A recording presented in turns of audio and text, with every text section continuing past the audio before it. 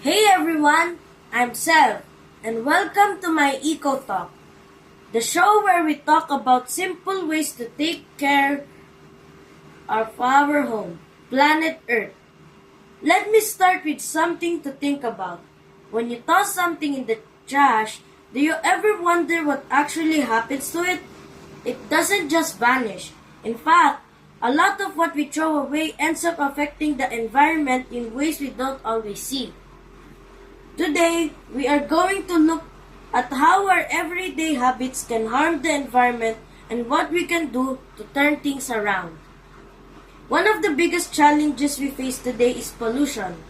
Every single day, huge amounts of waste, chemicals, and smoke end up in our air, our land, and our water. When people dump garbage into rivers or burn plastic out in the open, it does more than make a place look messy. It harms living things. Dirty water can make fish and plants disappear, and people who rely on rivers can be sick. Burning trash releases harmful smoke that affects the air we breathe, which can lead to all sorts of health problems. Another major issue is deforestation. Cutting down too many trees. Trees do so much more than make our surroundings look nice.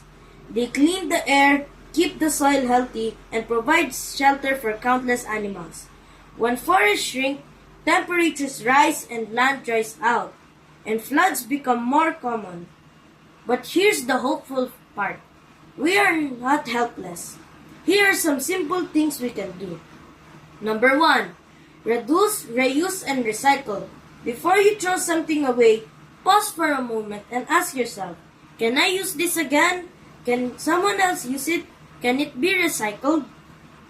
Reusable bottles, bags, and containers might seem small, but they dramatically cut down on the trash we produce.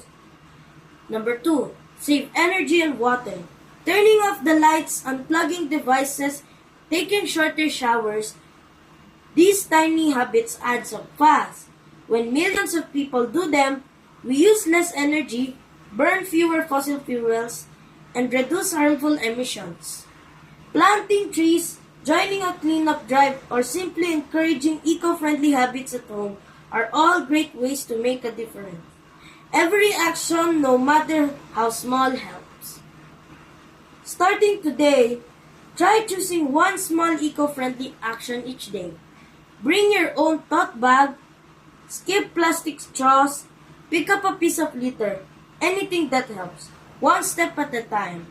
You don't need to be a superhero to help the planet. Small steps repeated by a lot of people create real change. Thank you so much for tuning in my Eco Talk. Let's keep working together to make our world cleaner. The earth takes care of us, so let's return the favor. Until next time, stay eco-friendly.